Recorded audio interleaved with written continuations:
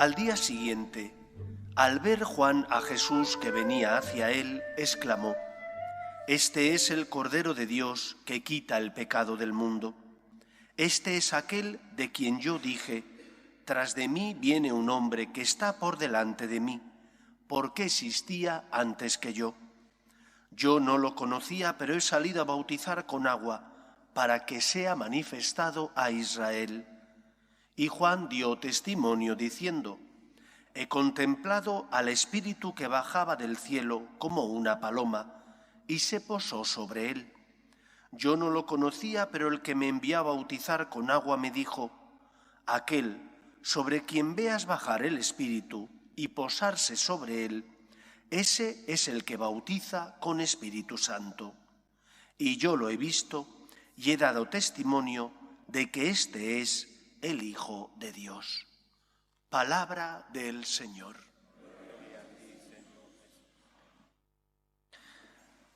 Para nosotros el nombre indica más bien poco. Es horroroso, de verdad, cuando a veces los curas tenemos que bautizar y preguntamos a los padres qué nombre habéis elegido para vuestro hijo y aparecen nombres pintorescos, ¿a cuál más?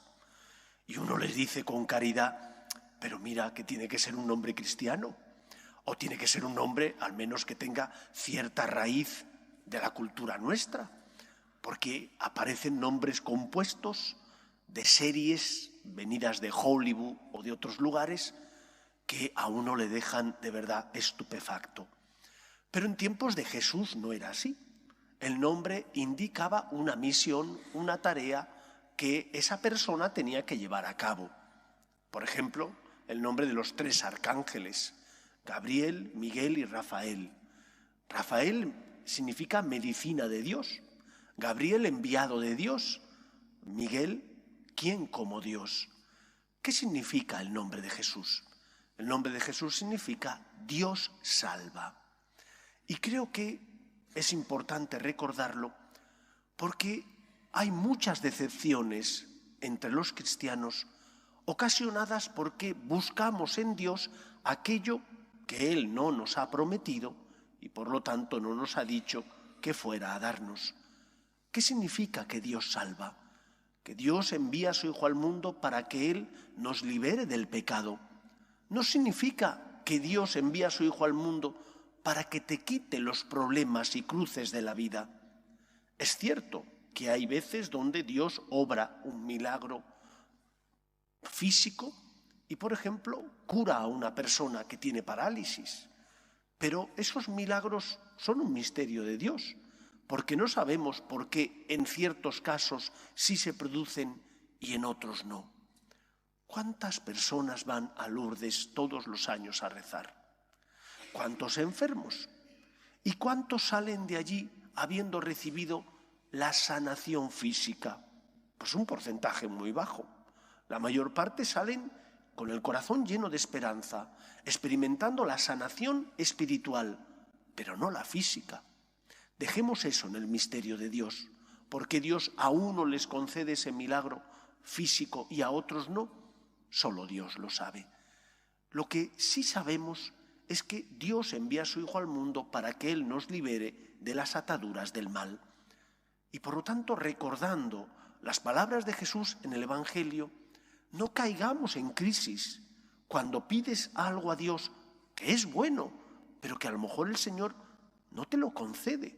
No dudes de Él, porque Él no es tu siervo, es tu Señor. Y cuando te enfrentas a Dios porque le pides algo que tú consideras que es bueno, pero que Él, en su misericordia y misterio, no te lo concede, no es justo que te enfrentes a Él. Dice Jesús que aquel que quiera seguirle tiene que cargar con su yugo, con su cruz.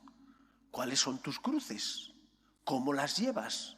No le pidas a Dios que te quite los problemas de la vida, cuando Él asumió nuestra condición humana para hacer suyos nuestros problemas y nuestras cruces, y enseñándonos que el camino que tenemos que seguir no es el de pedir a Dios que nos quite los problemas, sino que nos dé fuerzas para darle un sentido cristiano a esa cruz, a esa adversidad.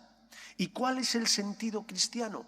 El sentido, que dice San Pablo, de completar en nuestra carne lo que falta a la pasión de Cristo.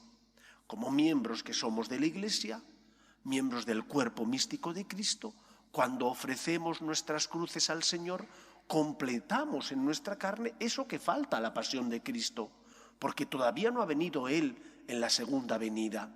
Y mientras tanto la Iglesia, su cuerpo místico, tiene que ser luz en medio del mundo. ¿Cómo te comportas ante las dificultades de la vida?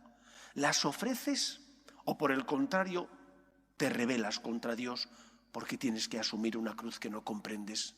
¿Cómo te comportas ante ellas? ¿Las llevas ofreciéndolas por amor o por el contrario lo haces como los estoicos, que la llevan porque no les queda otra y entonces esa cruz te amarga la vida? Ofrezcámosla y ofreciendo la cruz colaboraremos con Cristo en la obra de la salvación y a la vez seremos luz en medio del mundo.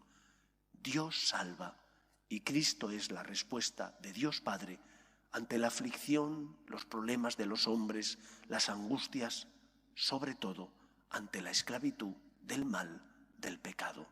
Donde abundó el pecado, dirá San Pablo, sobreabundó la misericordia divina. Dios ha venido a tu encuentro.